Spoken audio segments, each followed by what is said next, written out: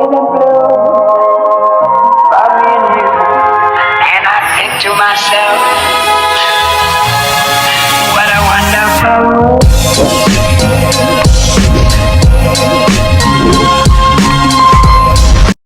Hello po mga kabayan, at kung bago ko pa lamang sa channel ko, huwag mo kalimutang mag-subscribe at i-share ang video na ito. Maraming salamat po. Kabayan, nakarating na rin tayo dito sa Davao at kakalabas lang halos natin ng port, at tawag dito, papunta na kami sa sa PB House. Tingnan lang, nagkaabiri ng kaunti, ito ho ay siguro sa Maynila talaga nangyari. Ako talaga medyo nalulungkot kasi nawala yung SD card natin dito sa sa sasakyan kay Agila, kasi ito po ay may dashcam. Ngayon ang dashcam ho, pag check ho namin, nagtataka ho ako bakit baklas, hindi nakasaksak yung mga wirings na hindi naman ho talaga tinatanggal yun kasi ay nakakabit na talaga dyan at part ho ng sasakyan kasi yan. Kaya ako ay nalulungkot kasi sabi ko bakit naman ganun. Kasi ito po kasi sasakyan ay iniwan natin doon sa pier sa Maynila. Ilang days? 2 days bago tayo sumakay. At ang susi ho nito ay nasa kanila din. Yan po kasi ang proseso at kanilang rules doon. Pagdating ho dito nakakalungkot. Pero tayo, wala naman tayong sinasabing sinisisi na tao or Ang atin lang, nalulungkot tayo kasi di naman natin alam kung sino ang kumuha. Sana lang huwag nang maulit yung mga ganitong mga pangyayari dahil nakakalungkot din naman syempre, di ba? Kasi importante ho yung SD card sa isang dashcam lalo sa sakyan, kasi yun po ay mga mahalagang record din ng mga nangyayari sa atin sa daan, di ba? Just in case na mayroong mga kailangan ng footage or may nangyari sa ating aberya, ito yung makakapagpatibay kung ano talaga yung mga totoong nangyari. So ganun pa man, wala tayong choice, maging masaya na naman tayo. So convoy po kami ngayon, tatlo at nauuna ho ngayon si Peter Paul, tapos kasunod namin si Rebecca at si Kuya si Pugong Guerrero. Nasa likod namin sila. Medyo natagalan tayo, Oo, medyo natagalan tayo kasi kala namin mabilis. Yun nga, nagka-problema. Medyo natagalan kami. Ayan, hindi ako makafocus talaga. Iniisip yun. Pasensya na kayo mga kabayan na. Talagang ganun sanay nauunawaan nyo naman ako. Diba? Kahit ganung bagay yun, siyempre. Oo. Yung super nagtiwala ka na wala mangyayari. Kaya sabi ko sa amin, dapat dineclare namin. Una-una, hindi ko kasi madideclare siya kasi siya ay part ng sasakyan. Ang pinapadeclare ko sa amin doon kung ilan lang yung laman ng gas ng tangke, ilan yung kung may lamang mang gamit. Ang ginawa namin, hindi na nga namin nilagyan ng gamit ito at baka nga daw mawala. Kaya lang, yun naman mga part ng sasakyan nawala. Sabi ko sa amin, dapat daw dineclare namin. Sabi ko, kung i-declare namin yung part ng sasakyan, pati gulong i-declare namin, di ba? 4 yung gulong, 2 side mirror, di ba? Kasi hindi naman kailangang i-declare. Gawa nang yan ay part ng sasakyan. Saka dapat automatic yun. Maging honest tayo sa mga bagay-bagay na di ba? Ayun lang. So medyo dismayado lang ako ng kaunti. Ayun mga kabayan, so after 1 hour na biyahe namin ay malapit na kami sa PB House. At thank you Lord kasi karating kami na safe and sound. Ayan, so malapit na kami sa bahay mga kabayan. Ang problema daw namin, wala kami paparkingan. Dahil po mayroon po kami gagawin isang parking doon. Kasi kailangan talaga. Ayan, may mga estudyante din Hello, makikidaan.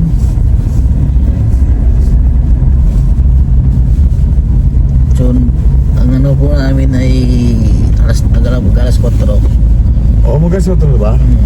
Uy, tol, masarap magkape ngayon. Oo, kape. Sakto, No? may bili silang Pandesal. pandesal. Ay, sarap talaga. Ayan, mga kababayan. Ito na po yung mga request ninyo. Na Yung kami mga hindi hintay ninyo na kami ay babalik. bumalik. Ayan, dito na po kami ni Mastering Ring. At sa mga nagdarasal na maging regular kami sa dapat. Pasensya na po, guesting lang kasi kami dito. Tignan kasi yung talent namin dito. Oo, ano na kami dito eh. Pag may mga movies, mga ganon. Hindi. Dito na po kami. Oo, dito na. Ni Mastering Ring, ni Ren Vlogs. Oo. Dito na po kami sa Davao. At yun nga lamang, syempre may pamilya kami. Oo. At kami din naman ay namimiss din naman kahit paano ng aming mga asawa. Kaya kami umuwi din. Ay katulad ko, ako po ay nasa honeymoon stage pa lang. Oo, Alam niyo na po yun. yung honeymoon stage. Yung bang sobrang sweet pa. Oo. Na hindi pa namin pinagsasawaan ng isa't isa. Kasi ganun. Oo, na ganun Siyempre, pa kaming, oo. Sa mga viewers natin, ranas nyo rin yun. Oo, Bagong kasal. eh, di ba? bagong kasal. Kumbaga, lagi kaming sabik sa aming mga pagmumuka. Oo. Wala pa kaming mga tampuhan. Tampuhan. Oo. Hindi pa talikuran. Hindi pa talikuran na lagi kayong sweet sa isa't isa. Lagi pang nakaharap. Oo, hindi, lagi kami makatulong nakaharap sa isa't isa. Pag tumagal yan tol, ito naman. May una na sa gitna. Hindi, normal daw sa mag-asawa yan. Pero, ikaw tol, ano ba ang total? Ikaw, May asawa na. may asawa ka na at mas una ka namang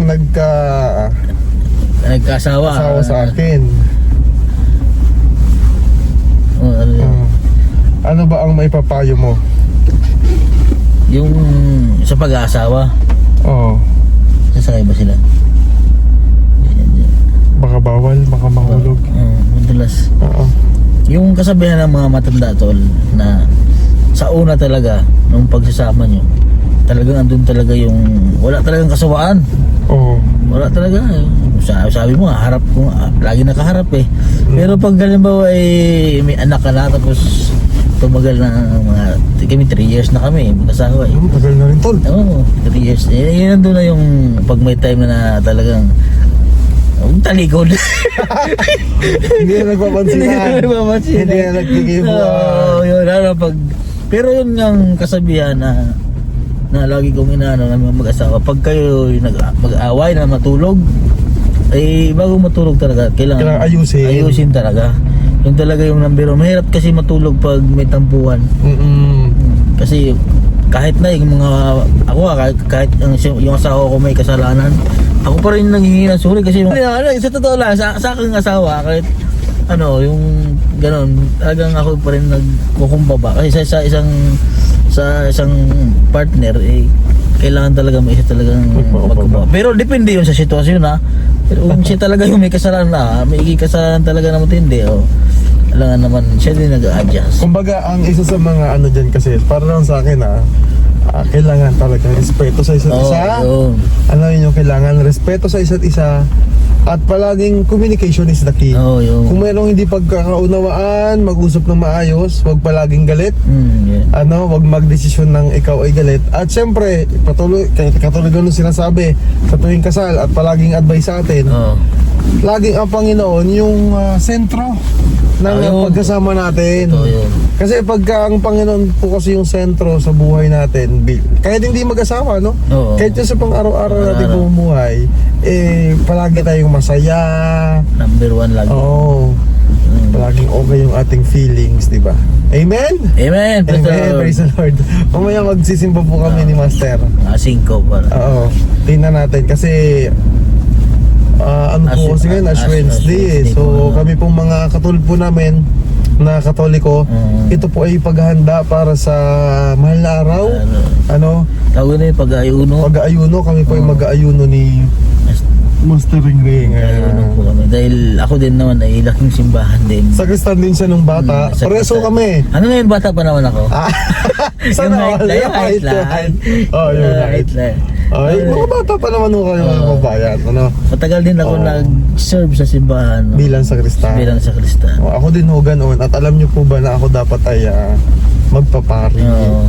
Kaya lang syempre sa ibang linya tayo Napunta. dinala ng Panginoon sa buhay na ganito. At sabi siguro ng Panginoon kailangan mong sakto John 3:16. Oo. Di ba? Sabi siguro ng Panginoon sa amin kayo dito ako ilalagay sa to para makatulong kayo sa ating mga kababayan. Nilinis na. May nagulat ho lang kami din at malinis na ang daan din Wala na yung yung aming balak ng balak sana naming linisin pagbalik namin. pagbalik. Kaya lang Nalinis na. malinis na. Pagdadaan. Dito pala maraming malunggay Bakit may tent dyan? May birthday yan siguro. Birthdayan o mayroong Kung may birthday dyan, may birthday. birthdayan. Birthday yan. Alam ko yung iniisip mo isa. Wala. Birthdayan. Namiss mo namin ang lugar na ito. Dito pa Dito na malapit na sobrang lapit na namin. Dito kayo palagi di maraang. Dito sana kami magja-jogging kaya lang ang kasabay na may aso. So, kaya atras. Atras kami mga kabayan. And ayan na! Dito na. Wow! Punong-puno ang parking. Wala mapaglagyan. Walang mapaglagyan Ay, mga tapos na pala kabayan. yung tol. PB second house. Oo, ang PB House number 2 ay tanaw na namin mula dito sa sasakyan mga kababayan. Talaga namang Barangay. Dito na. Dito si, ang ating na-miss. si Melvin. Hi! Hello, Melvin! How are you? Ha? Kumusta ka naman? Kamusta ka naman Melvin? Okay lang? Melas. Ayan si Melvin, na-miss natin yan. Alright mga kabayan, finally nandito na tayo at abangan nyo ang ating pamamalagi dito sa PB House. At panoorin nyo yung vlog naman niya. Kasi para sumabi ng content. Dito na po kami sa PB House. So, grabe si Melvin balita ko may love life ka na. Ito na yung PB House number 2. Sige lang. Ayan. Oo. PB House number 2. Ikarga mo na lang, hindi ko siya palalagyan ng... Alin? Ayan, good morning mga kabayan. So, nandito na nga tayo sa PB House at napakaganda ng umaga. Ayan. Maganda ng umaga mga kabayan. Ayan, miss natin ito. Ang sarap ng gantong makikita mo ay mga puno, diba? Sa nature. Sarap. Kahapon lakas mo ng ulan mga kabayan. Diba? Ang sarap ng ganyang pagising sa umaga. Ito agad ang iyong makikita. Diba? Yung mga gulay ni Pugong Bihero. Yung mga maisan niya, parang naani na yung mais. Ayan, saging, malalaki na ulit ang mga saging. Kompleto rito. Diba? Tapos dito, ano din yung ginagawang PB House number 2.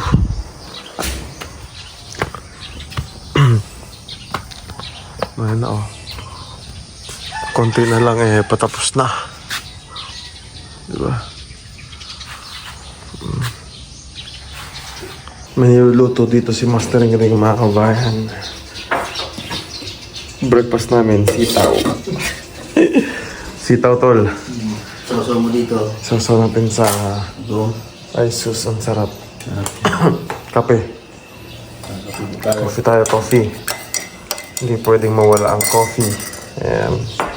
And may pandesal dito. Hinitin natin ang pandesal. Para pinambot kasi kahapon pa to. Kahapon pa ng hapon. Pwede pa to. Iinitin lang.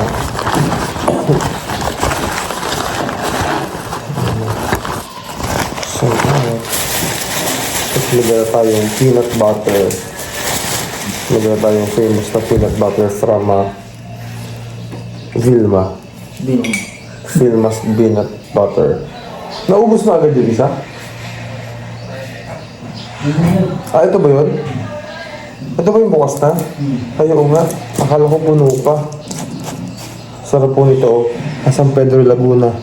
Nabibili. Not sponsored. Pero masarap. Initin muna natin itong ating pandesal. Yan. Para masarap. So, initin muna natin. Okay. Ayan. Para mas masarap ang pandesal. 3 minutes lang pwede na yan. Or 2 minutes. Yan. Coffee muna tayo mga kabayan. Katulad nga anong sabi ko kanina sa video, ano. So hindi tayo nakapag-update kasi hapon dahil pagod na rin kami. So yun nga. So panoorin nyo kay Mastering Ring na channel yung simula ng video, ano, kung paano natin discover yung nawala. Na ano, again, wala naman tayong sinisising tao. Kasi wala na eh. Sayang. Yung gamit. Kaya lang siyempre nalulungkot tayo. At wala mo tayong magagawa. Ano? Siyempre, yung nagkatiwala yung walang doon sa... Oo, tapos biglang may nawala, diba? So, kaya medyo nalulungkot ako. Pero huwag natin sirain ang ating umaga. Kunin ko na yung pagbisan. Ayun ba to? Wow!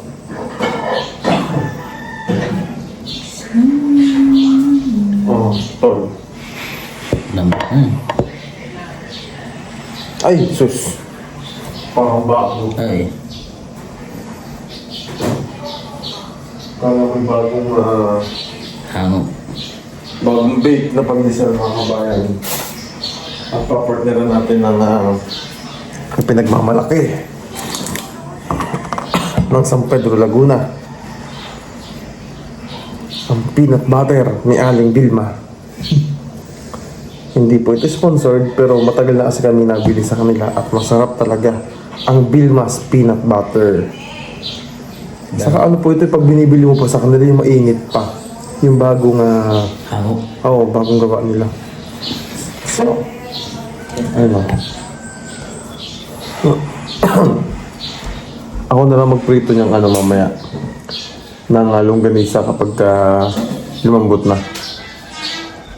Mahap.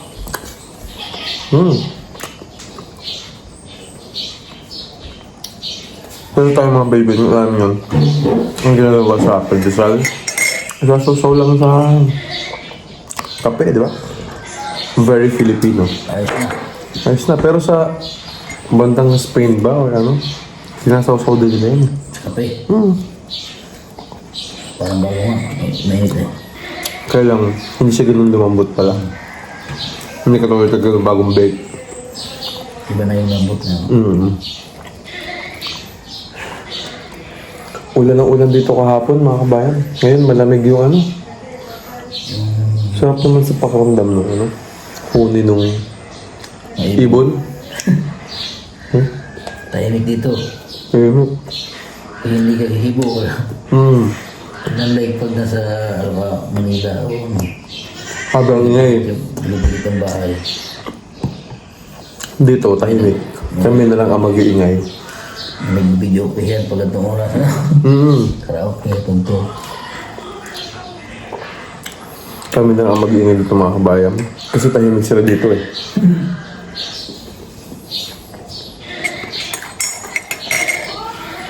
Hintayin natin baka mamang si Rebecca dito na. Masaya kasi pag dito si Rebecca. Kumunat. Kumungat lumambot ng tinapay. Pero pag umano na ulit, nakakunat na. Pandesal. Sa Biyernes ata. Bukas, Sabado. Akit na tayo ng bundok. Doon na sa bado. So, abangan niyo yung mga kabayan. Kami ay Mission. mag-mission na agad. No? Para marami tayong matulungan mga kababayan natin. Kasama natin sila Kuya Eddie. Buong na rin, ay di pala. Di pa, kulang pa tayo. Yung wala talaga wala. Wala pa si Madam Yula and si Ren. Ren Vlogs. Susunod na sila. Next week. Next week na. Hindi ka. Hindi namin sila sa airport. 23 ba? 23 sigurado? So, 23 na sa Ben. 23.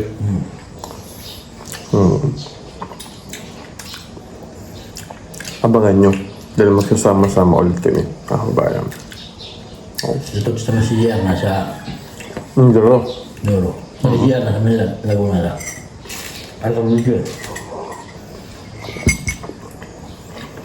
Si GRTV po. Nagpapagaling. Kasi kasali siya doon sa Dragon Boat. Kasi sobrang active niya sa sport, mga kabayan. Medyo nagkaroon ng problema yung kanyang lower back. At so ngayon may lower back pain siya. Siguro, nabigla rin siya kasi Nabigla. matagal siya tumigil 3 years. Nabigla, pero may proper training naman po. So hindi talaga may iwasan minsan yung gano'n. Si Toots naman, si Kuya Toots, nasa Mindoro na. Kasi February na ngayon. Halos kalahati na ng February. March na, ang bilis na. Tapos ang February, wala pang 30 yan. Wala. Hanggang 28 ang ba ngayon or 29? 28. 28, oh. Tapos, March na. So, abangan niyo po kami dyan mga kabayan sa Mindoro. Ayan. Hello po mga kabayan at kung bago ko pa lamang sa channel ko, huwag mo kalimutan mag-subscribe at i-share ang video na ito. Maraming salamat po. About me and you, and I think to myself, what a wonderful world.